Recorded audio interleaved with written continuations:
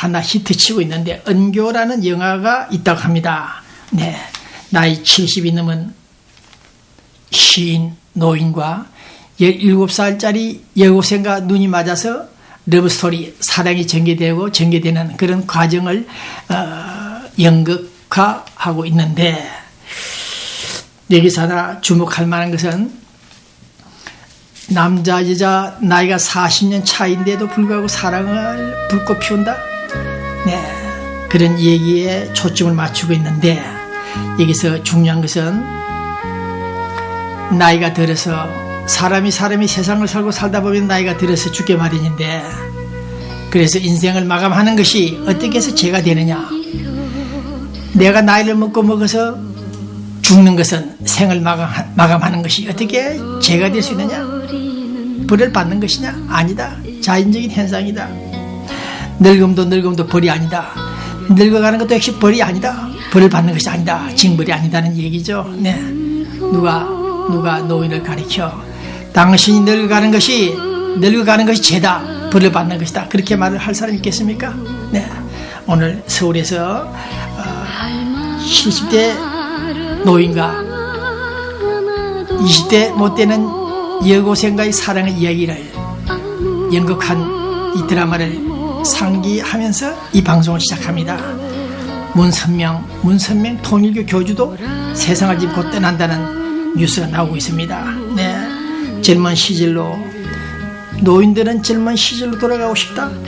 한 번만 돌아갈 수 있는 그런 시간이 있다면 얼마나 행복할까. 그런 얘기들 들을 때 이민 현장, 우리 미국 로스앤젤레스 이민 현장 좀 마음이 아픕니다. 나이가 들어 생을 마감하는 것이 어떻게 벌을 받는 것이냐, 죄가 되느냐. 네, 의미심장한 얘기입니다. 소로스 헤지펀드 기재라는 250억 달러 가지고 있는 재산가, 네, 나이가 82입니다. 이분이 엊그저께 42살 연하의 여자를 만났다. 네, 뉴스가 나와 있죠. 40년 이상 차이가 나는 이 여성은 소로스 그 재벌과 결혼한 이유는 뭔지 모르겠습니다만 어쨌든 이렇게 나이가 40년 차이가 나는데도 사랑하는 그런 드라마들을 볼 때 이것은 무엇을 시사하는 것인지 모르겠습니다만은, 네, 오늘 저는 런던 올림픽 때 관련된 뉴스 중에 하나가 좀 머릿속에 자꾸 잠재 의식입니까 맴돌고 있습니다. 올림픽 선수촌에 콘돔이 남아 돈다? 범람했다? 쓰레기 한 추력이 나왔다? 네, 어떻게 해서 올림픽 경기를 하는 선수촌에 콘돔이 이렇게 성행했나? 의아스러운 문제가 아닌가 싶습니다.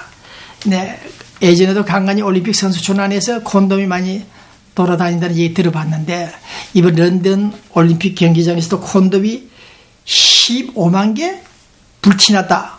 우리 썬데이 저널지가 보도를 좀 했는데, 네, 선수촌에 15만 개 콘돔이 불티가 났다면 선수들이 다 사용했다고 볼 수는 없겠습니다만 어쨌든 선수들이 경기를 앞두고 남녀 섹스를 한다면 경기에 좀 지장이 있을 텐데 젊음이 너무 넘치기 때문에 오히려 그것이 효과를 가져오는지 모르겠습니다만 어쨌든 제 생각은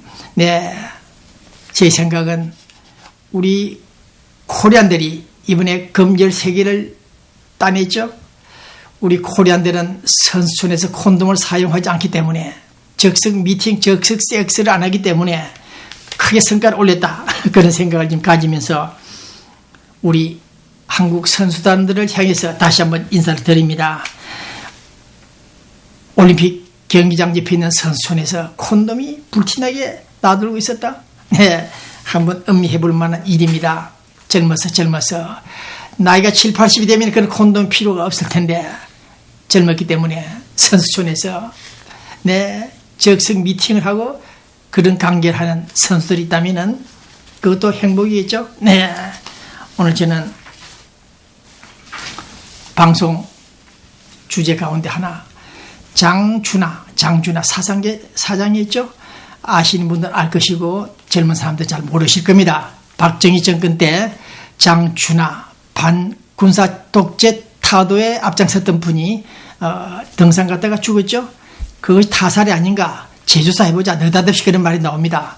이미 사건이 일사부재리로 끝난 사건에도 불구하고 다시 재조사하자고 나서는 박지원 팀들, 네, 또 김관진 국방부 장관은 북한이 남한 대통령 선거에 개입을 시도하고 있다, 이런 얘기 오늘 아침에 나와 있습니다. 특히 일본은 독도 문제를 국제사법재판소에 제소하겠다 나왔죠. 우리가 의안부, 위안부 문제를 들고 나오니까 뒤통수를 치는지 모르겠습니다만은 어쨌든 독도 문제, 의안부 문제를 가지고 이슈가 되고 있는 우리 한일 관계, 국교 정상화 이룬 지가 벌써 20년이 넘었는데 왜 이제 와서 독도 문제를 제기하는지 다시 한번 일본이 말이죠. 정말 적반하장이 아닌가 그런 생각을 하고 있습니다. 북한 인권법안, 우리 오바마 대통령이 다시 한번 사인을 했다는 뉴스가 조금 전에 나와 있습니다. 북한 인권법이 도대체 무엇이길래 우리 서울 국회의원들은 서명을 거부하고 있고 미국은 미국대로 오바마 대통령이 재서명을 하고 했다? 네, 한번 주목해 볼 만한 일입니다. 또 특히 본 기자가 지난주에 방송을 했죠. 남북한 문제, 특히 북한의 핵시설, 핵물질, 미사일 등등을 발사 실험한 후 그 방사능들이 물을 타고 강을 흘러서 남쪽으로 서울 쪽으로 내려오지 않나. 앞으로 남북한 통일보다도 북한의 방사능 오염이 상당히 위험하다고 제가 한번 추리를 해봤는데 오늘도 이런 뉴스가 나와 있습니다. 후쿠시마 일본이죠. 방사능 문제. 나비는 대체로 방사능에 좀 면역이 강하다고 그러는데 나비도 눈과 귀가 이상현상이 일어난다고 합니다. 이것이 바로 후쿠시마 그 지역에 있는 나비들을 채취해가지고 연구한 교수들이 이런 발표를 했습니다. 이런 점에서 볼 때 전술한 대로 북한의 방사능 물질들이 서울로 남쪽으로 많이 내려오지 않을까. 앞으로 10년, 20년 후에 이런 점을 다시 한번 고려해 볼 때 북한의 핵 물질들 상당히 위험하지 않나 그런 생각을 해봅니다. 네, 며칠 전에 만났던 북한통 LA 친구들은 북한에 돈이 많다, 달러가 많다, 가난하지 않다 결코, 네, 그런 얘기를 한 바 있습니다. 갑자기 왜 이런 말씀을 드리냐면은 우리가 알기로는 북한이 식량난이다, 경제난 등으로 해서 쌀 비료를 많이 원조를 받죠.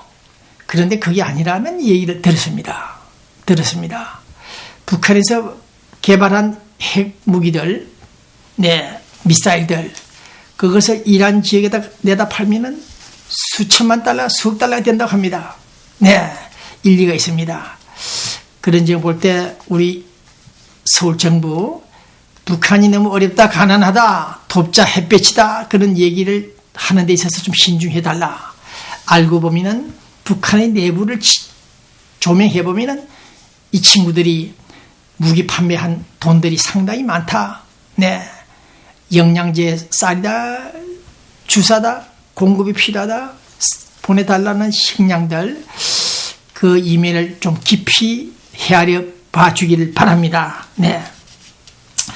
특히 우리 서울 보수 최고단체 국민행동본부 서정갑 본부장은 서울 조선일보, 동아일보를 통해서 보도를 하고 있습니다.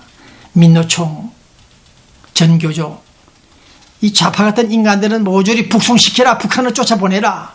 옛날 박정희 대통령이 말씀했던 대로 북한으로 보내라. 네, 이런 성명서가 계속 터져나오고 있습니다. 혼자 뛰는 것 같은 서정갑 본부장, 조갑재, 김동기 교수 여러분들 계십니다만은 뉴라이트 본부도